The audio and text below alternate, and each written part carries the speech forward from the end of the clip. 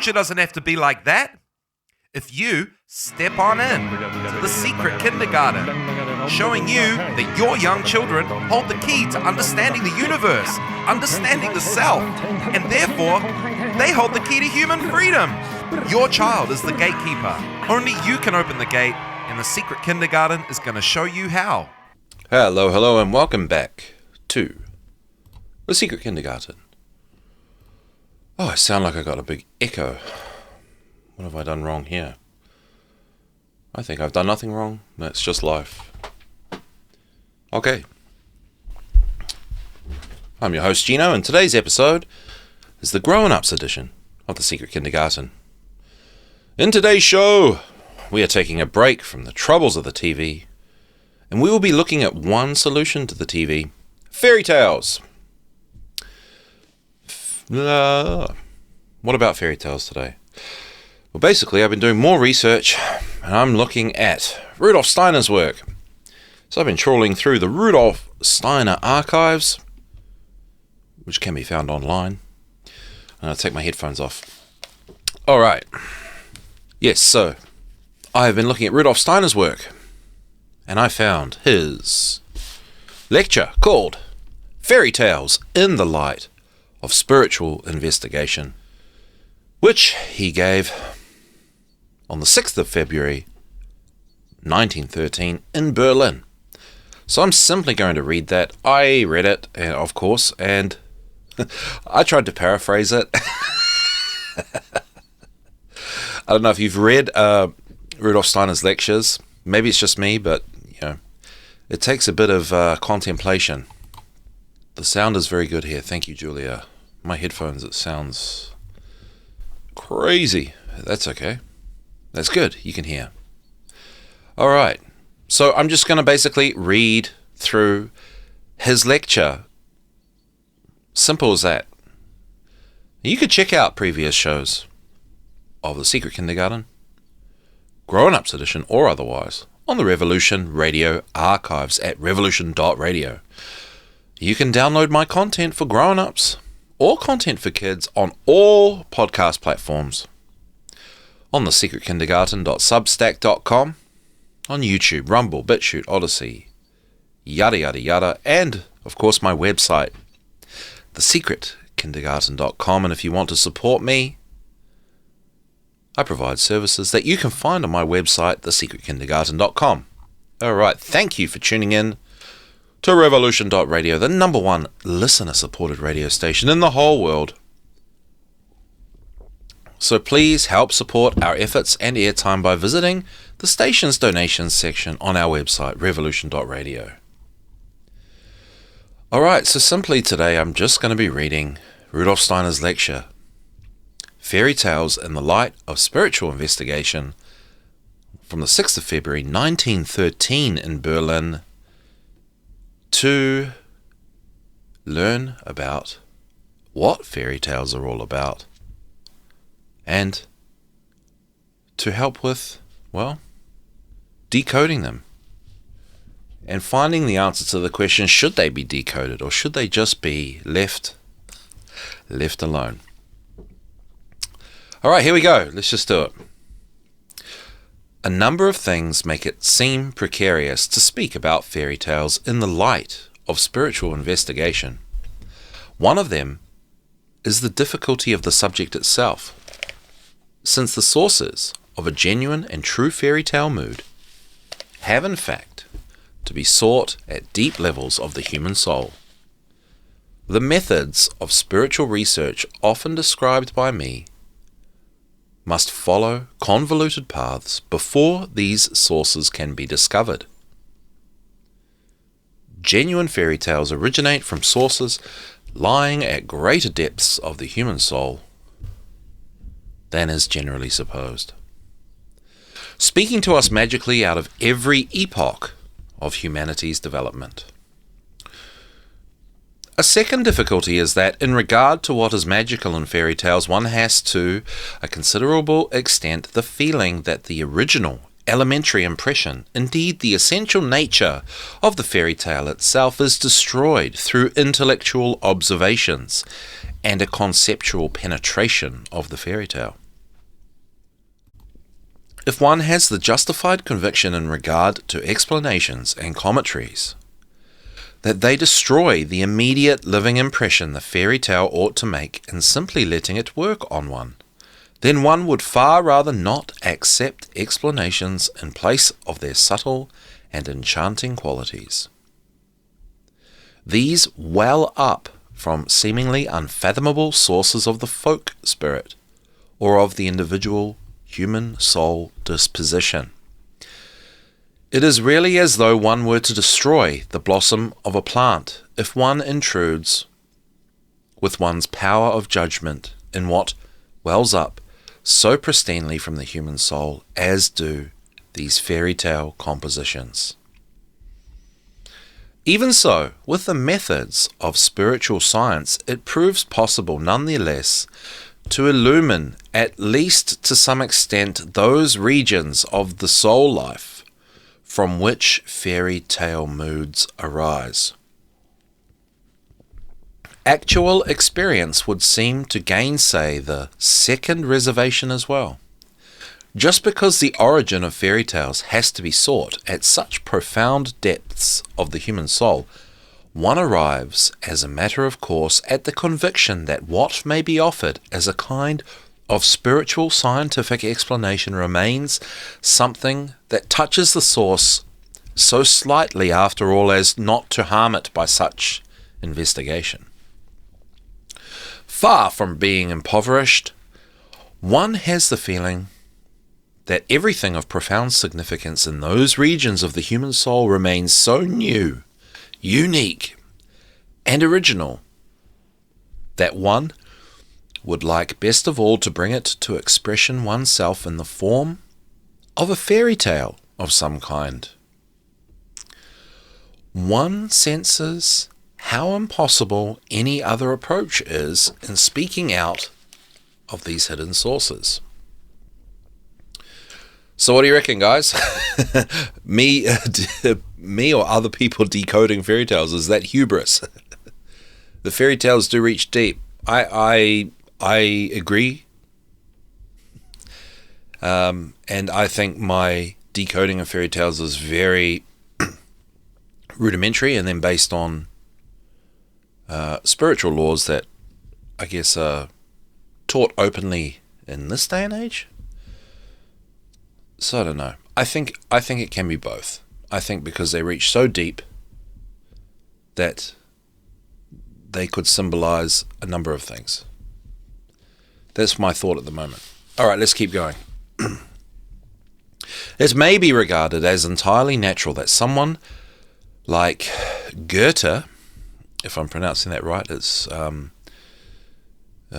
reads as Goethe, and I'm pretty sure it's pronounced Goethe, who attempted alongside his artistic activity to penetrate deeply into the background, into the sources of existence, in having something to communicate of the soul's profoundest experience, did not resort to theoretical discussion. Instead, having gained insight into the underlying sources, he makes use of the fairy tale once again for the soul's most noteworthy experiences. This is what Goethe did in his fairy tale of the green snake and the beautiful lily, wanting, in his fashion, to bring to expression those profound experiences of the human soul that Schiller set forth in a more philosophical, abstract form in his letters concerning the ascetic education of the human race. It lies in the nature of what is magical in fairy tales that explanations cannot ultimately destroy their productive mood. Okay, well that's good news. For whoever is able to arrive at the aforementioned sources from the standpoint of spiritual investigation discovers a peculiar fact. If I were to say all that I should like to say about the nature of fairy tales, I would have to hold many lectures. Hence, it will only be possible today to put forward a few indications and results of investigation. That is to say, whoever seeks to come to the aforementioned sources from the standpoint of spiritual resource finds that These fairy tale sources lie far deeper down in the human soul than do the sources of creativity and artistic appreciation otherwise. This applies even with regard to the most compelling works of art. The most moving tragedies, for instance. Tragedy depicts what the human soul can experience in connection with powers the poet tells us derive from the tremendous destiny uplifting it while overwhelming the individual. And to experience some of that poetry, you must stick around to the top of the hour for Willow's Poetry Corner. Absolutely. Where you get to hear work that taps all the way deep down into that human soul experience, and oftentimes even deeper. Same place where fairy tales come from. Alright, let's go back in. The shockwaves of tragedy derive from this destiny, but such that we can say the entanglements, the threads spun in the course of the tragedy and unravelled again, are inherent in definite experiences of the human soul in the external world. These are in many respects hard to foresee, since for the most part we penetrate only with difficulty into the particular makeup of the individual.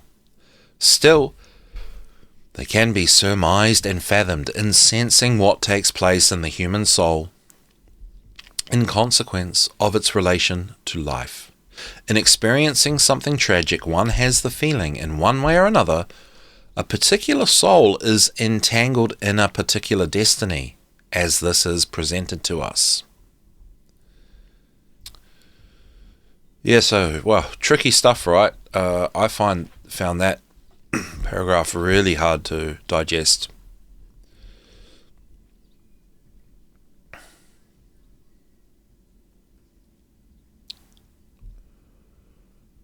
Yeah.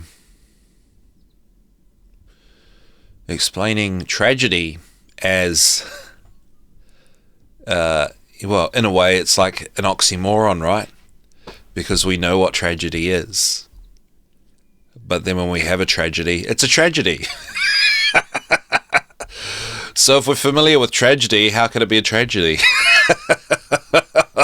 Ah! Oh, my brain feels like it's going to explode. It's 7:15 in the morning here. All right, next paragraph. The sources of fairy tales and of the moods out of which they arise lie deeper than these entanglements of tragedy. The tragic, as well as other forms of artistic expression, results for us, we may feel, in seeing the human being, for instance at a particular age, a particular period of life, at the mercy of certain blows of destiny. In being affected by a tragedy, we necessarily assume that the human being is led to the corresponding involvements of destiny as a result of particular inner experiences. We sense the need to understand the specific human beings presented to us in the tragedy with their particular sets of experiences. A certain circumscribed range of what is human comes to meet us in the tragedy, as in other works of art.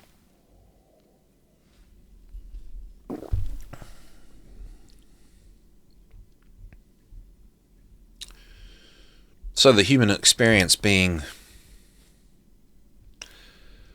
like the only the only thing that connects. So it's the reference point. The rest is just artistic expression, deep down. Something like that anyway. Here we go. In approaching fairy tales with sympathetic understanding, we have a different feeling than the one just described.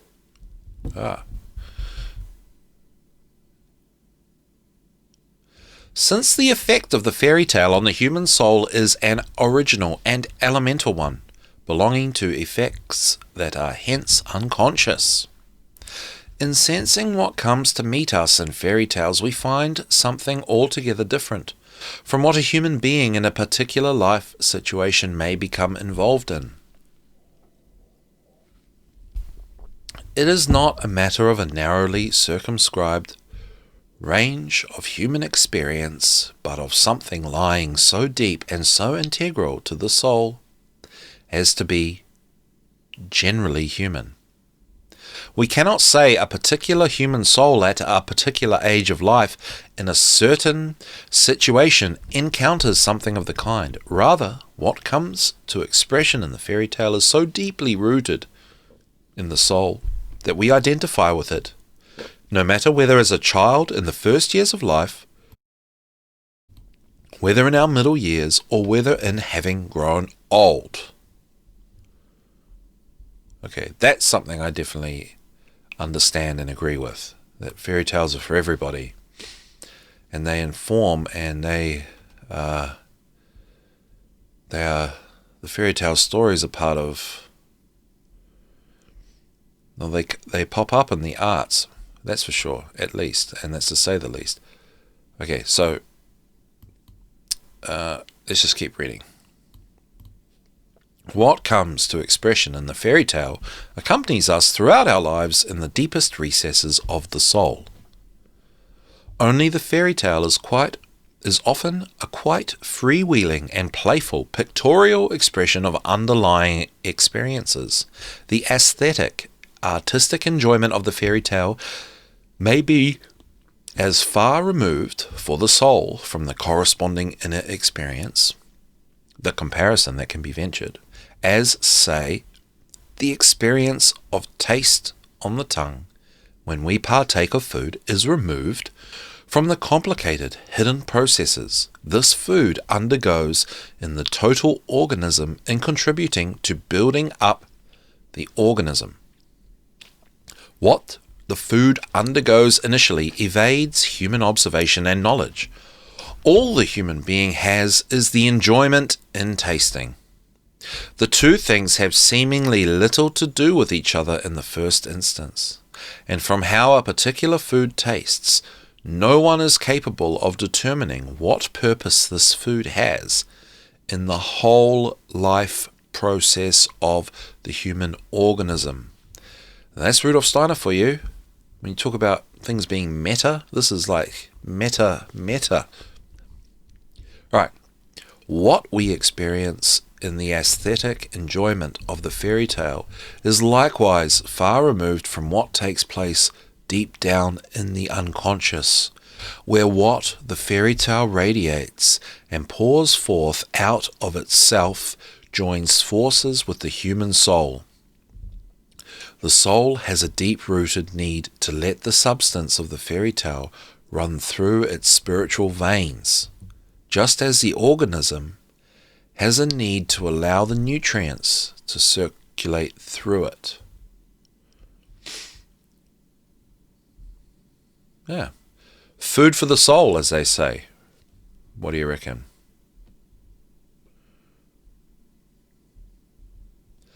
Spiritual nourishment. Okay. So I feel like this lecture is kind of leaning towards, this is just my opinion, which is how, sort of why the angle I'm taking with trying to decode the fairy tales, right, is that there are, something to do with God or spirit, something universal, and messages, or I don't know, things that are important from spirit or from God, allegorized or hidden inside, or the deeper meaning of the fairy tale. I'm getting a little bit of that in this lecture so far. How about you? I don't know. Let's have a look. Let's keep going. Applying the methods of spiritual research that have been described for penetrating the spiritual worlds, at a certain stage one acquires knowledge of spiritual processes that continually take place quite unconsciously in the depths of the human soul. In normal everyday life, such spiritual processes unfolding in the soul's depths surface only occasionally in faint dream experiences caught by day consciousness. Awakening from sleep under especially favorable circumstances, one may have the feeling you are emerging out of a spiritual world in which thinking, in which a kind of pondering has taken place, in which something has happened in the deep, unfathomable background of existence. Though apparently similar to daytime experiences and intimately connected with one's whole being, this remains profoundly concealed for conscious daily life.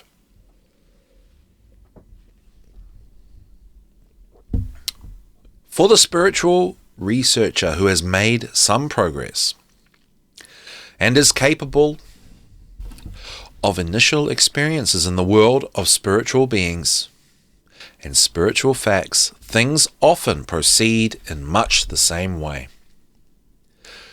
As far as one advances, one still arrives again and again, so to speak, only at the boundary of a world in which spiritual processes approach one out of the deep unconscious.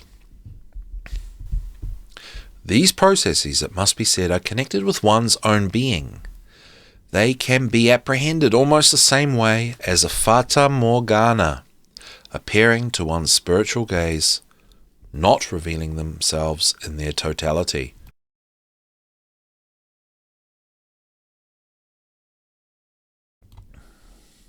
Okay, so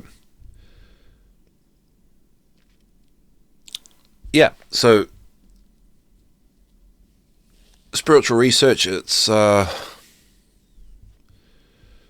intuitive, right? And it's kind of making seeing which shoe fits. So what feels right intuitively?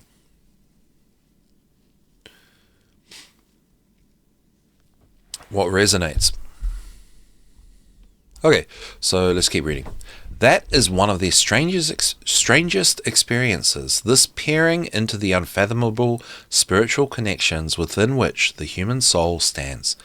In attentively following up these intimate soul occurrences, it turns out that conflicts experienced in the depths of the soul and portrayed in works of art, in tragedies, are relatively easy to survey as compared to the generally human soul conflicts of which we have no presentiment in daily life.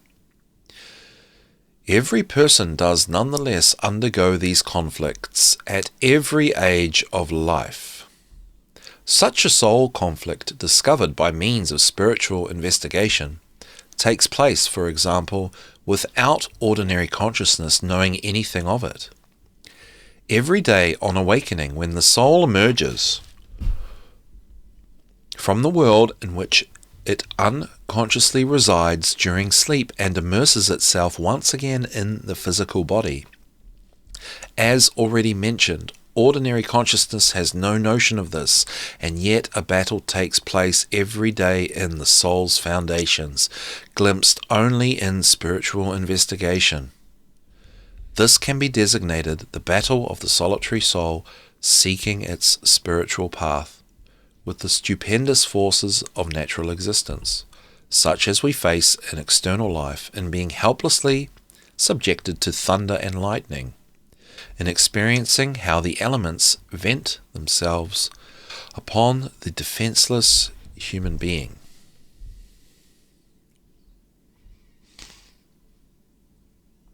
Okay, so the battle between good and evil. That's how I am taking this. And good versus evil implies that there are rights and there are wrongs, which is why I look for natural law, allegories in the fairy tales. That's the shoe that I brought to see if it would fit, and that's how I'm going about it. So what do you reckon of that?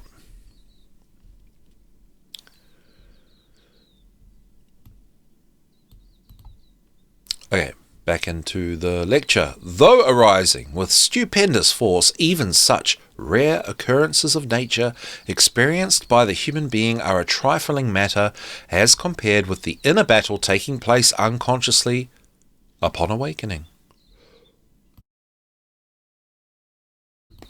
Experiencing itself existentially, The soul has now to unite itself with the forces and substances of the physical body in which it immerses itself, so as to make use of the senses and of the limbs once again. There is at the same time, as though a shrinking back, a sense of helplessness as against what stands in perpetual contrast to the human soul, the purely natural, manifesting in the external corporeality into which it awakens. Strange as it may sound that such a battle takes place daily in the soul's foundations, it is nonetheless an experience that does transpire unconsciously. The soul cannot know precisely what happens, but it experiences this battle every morning, and each and every soul stands under the impression of this battle despite knowing nothing of it. Through all that the soul inherently is, the whole way it is attuned to existence. Something else that takes place in the depths of the soul and can be apprehended by means of spiritual investigation presents itself at the moment of falling asleep.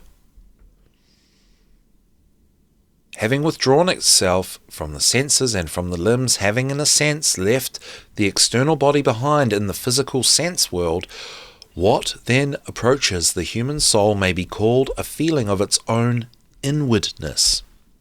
Only then does it go through the inner battles that arise unconsciously by virtue of its being bound to external matter in life, and having to act in accordance with this entanglement. It feels the attachment to the sense world with which it is burdened as a hindrance, holding it back morally. Other moral moods can give us no conception of what thus transpires unconsciously after falling asleep, when the human soul is alone with itself, and all sorts of further moods then take their course in the soul when free of the body, in leading a purely spiritual existence between falling asleep and waking up. However, it should not be supposed that these events taking place in the soul's depths are not there in the waking state. Spiritual investigation reveals one very interesting fact in particular, namely that people not only dream when they think they do, but all day long. The soul is in truth always full of dreams, only the human being does not notice this, since day consciousness is stronger as compared to dream consciousness. Just as a weaker light is drowned out by a stronger one, so what continually takes place in the course of waking consciousness as an ongoing dream experience is drowned out by day consciousness. Though not generally aware of it, we dream all the time, and out of the abundance of dream experiences, of dreams that remain unconscious, presenting themselves as boundless in relation to the experiences of day consciousness. Those dreams of which the human being does actually become conscious separate themselves off. They do so much as a single drop of water might separate itself from a vast lake. But this dreaming activity that remains unconscious is a soul spiritual experience. Things take place there in the soul's depths. Such spiritual experiences of the soul located in unconscious regions take their course much as chemical processes of which we are unconscious take place in the body. Connecting this with a further fact arising from these lectures, additional light may be shed on hidden aspects of the soul life spoken of here. We have often stressed, this was emphasized again in the previous lecture, that in the course of humanity's development on the earth, the soul life of human beings has changed. Looking back far enough, we find that primeval human beings had quite different experiences from those of the human soul today. We have already spoken of the fact, and will do so again in coming lectures, that the primeval human being in early periods of evolution had a certain original clairvoyance. In the manner of looking at the world normal today in the waking state, we receive sense impressions from an external stimulus. We connect them by means of our understanding, our reason, feeling, and will. This is merely the consciousness belonging to the present, having developed out of older forms of human consciousness. Applying the word in the positive sense, these were clairvoyant states. In an entirely normal way, in certain intermediate states between waking and sleeping, human beings were able to experience something of spiritual worlds. Thus, even if not yet fully self-conscious, human beings were by no means as unfamiliar in their normal consciousness with experiences taking place in the depths of the soul, such as those we have spoken of today.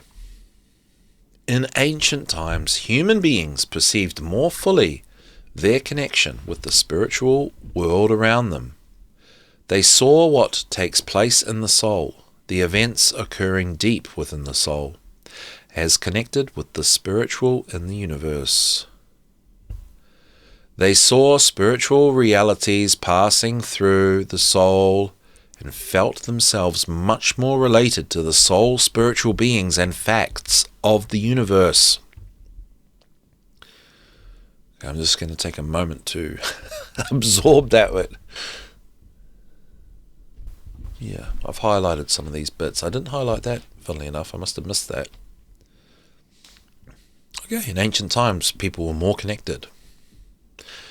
And this was characteristic of the original clairvoyant state of humanity, just as it is possible today to come to a feeling such as the following, only under quite exceptional conditions. In ancient times it occurred frequently, not only in artistic but also in quite primitive human beings.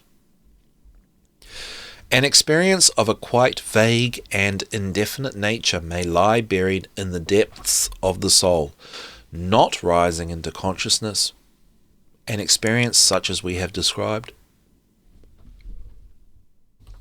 Nothing of this experience enters the conscious life of day. Something is nonetheless there in the soul, just as hunger is present in the bodily organism, and just as one needs something to satisfy hunger, so one needs something to satisfy this indefinite mood deriving from the experience lying deep within the soul. One then feels the urge to reach either for an existing fairy tale, for a saga, or if one is of an artistic disposition, perhaps to elaborate something of the kind oneself. Here it is as though all theoretical words one might make use of amount to stammering, and that is how fairy tales arise. Filling the soul with fairy tale pictures in this way constitutes nourishment for the soul as regards the hunger referred to. Oh, there we go. I think that's the most important paragraph of the lecture so far. So, I don't think I'm that far off. I don't think it's hubris, so I'm going to keep looking into fairy tales and researching them based off that paragraph. Fairy tales are tapping into a place that we were once able to tap into better in another age. And that makes sense to me. And there was talk of facts of nature in the previous paragraph. Ancient humans being more clairvoyant and connected to facts of nature. Okay. So there's something in there. There's something in all that. Anyway, let's keep going. In past ages of humanity's development, every human being still stood closer to a clairvoyant perception of these inner spiritual experiences of the soul. And with their simpler constitution, people were able, in sensing the hunger described here far more directly than is the case today, to seek nourishment from the pictures we possess today in the fairy tale traditions of various peoples. The human soul felt a kinship with spiritual existence. Without understanding them, it sensed more or less consciously the inner battles it had to undergo, giving pictorial form to them in pictures bearing only a distant similarity to what had taken place in the soul's substrata. Yet there is a palpable connection between what expresses itself in fairy tales and these unfathomable experiences of the human soul. Ordinary experience shows us that a childlike soul disposition frequently creates something for itself inwardly, such as a simple companion. A companion really only there for this childlike mind, accompanying it nonetheless in taking part in the various occurrences of life. Who does not know, for instance, of children who take certain invisible friends along with them through life? You have to imagine that these friends are there when something happens that pleases the child, participating as invisible spirit companions, soul companions, when the child experiences this or that. Quite often one can witness how badly it affects the child's soul disposition when a sensible person comes. Here's the child has such a soul companion and now wants to talk it out of this soul companion, even perhaps considering it salutary for the child to be talked out of it. The child grieves for its soul companion, and if the child is receptive for soul spiritual moods, this grieving signifies still more. It can mean the child begins to ail, becoming constitutionally infirm.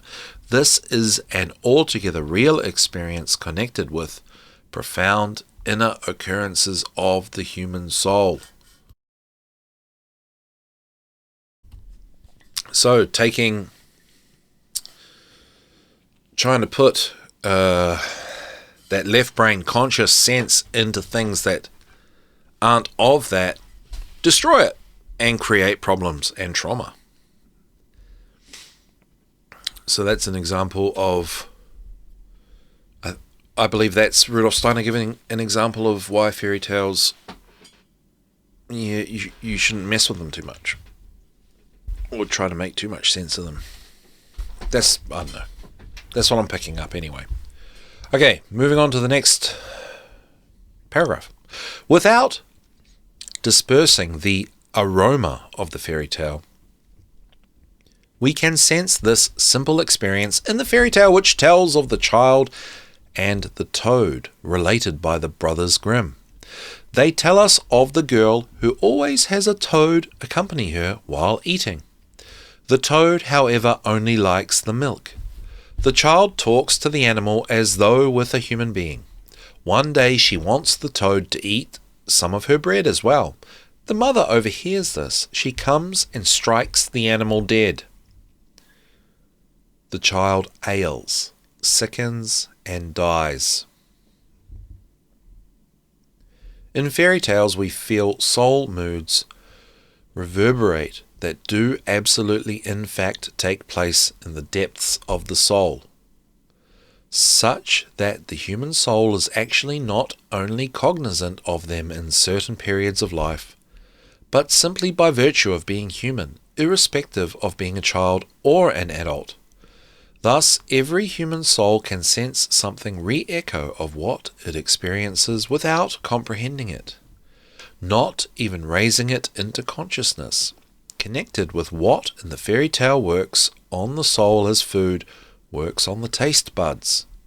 For the soul, the fairy tale then becomes something similar to the nutritional substance as applied to the organism. It is fascinating to seek out in deep soul experiences what re-echoes in various fairy tales.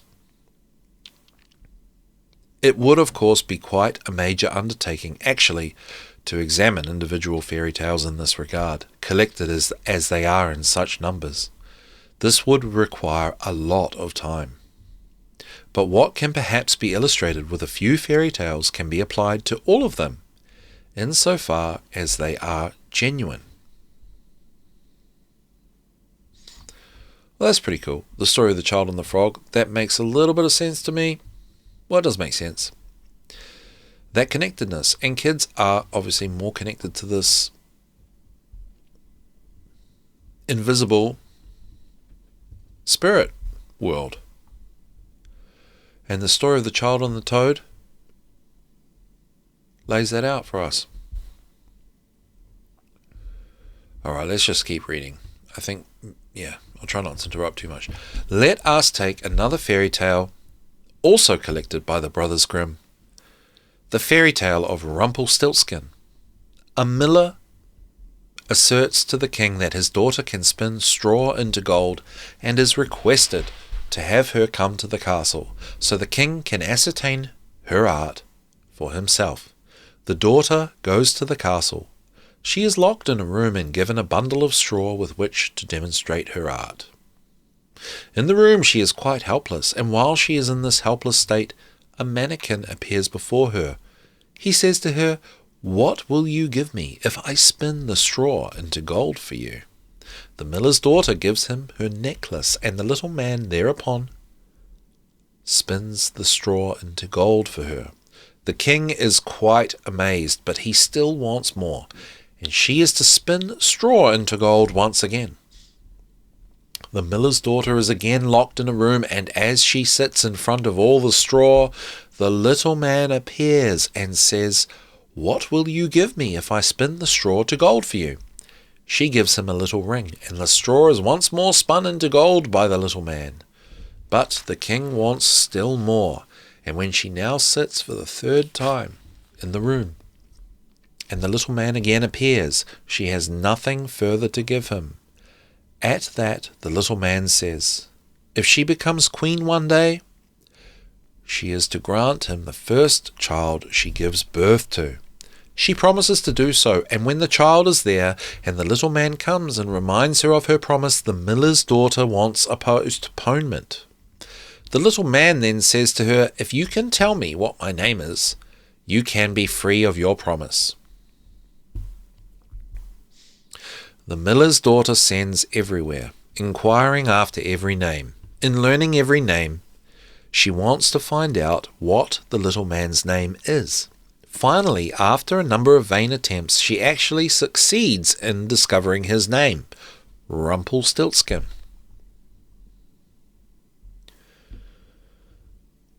With really no work of art other than fairy tales does one have such a sense of joy over the immediate picture presented, while yet knowing of the profound inner soul experience out of which the fairy tale is born.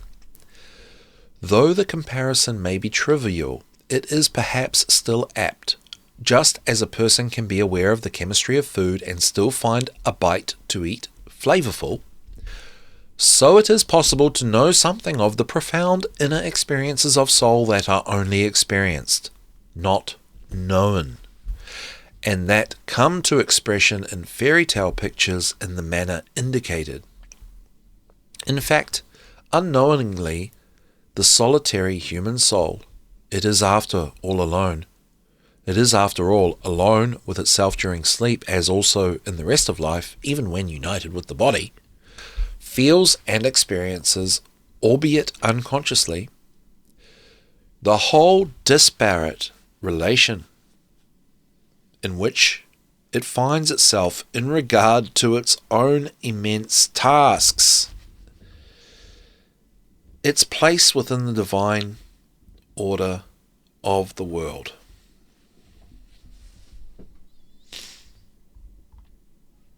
The human soul does indeed feel how little it is capable of in comparing its ability with what external nature can do. In transforming one thing to another, nature is really a great magician, such as the human soul itself would like to be. In conscious life, it may light-heartedly look past this gulf between human soul and the wise omniscience and omnipotence of the spirit of nature.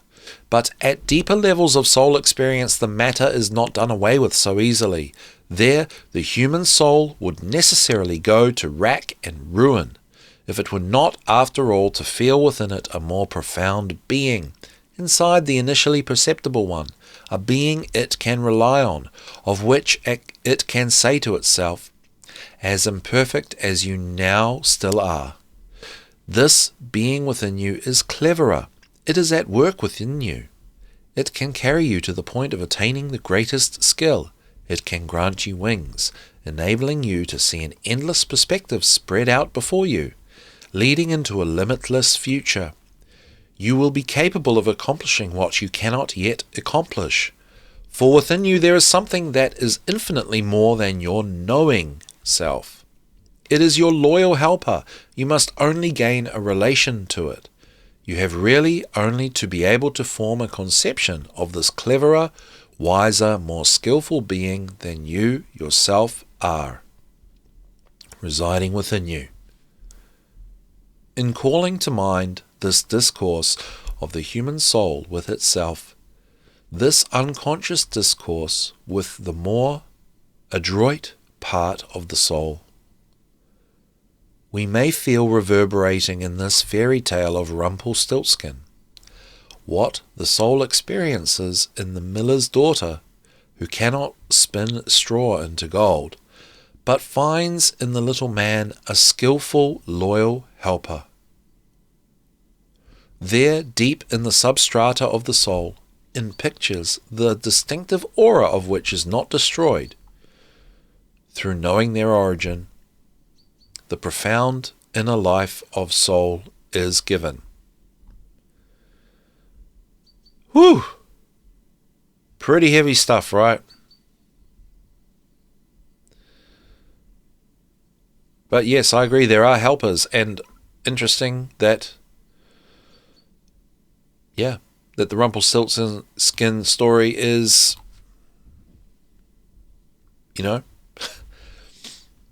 allegory doesn't run as deep. It's a bit more on the surface in the sense that we have helpers, right? We have a spiritual helper.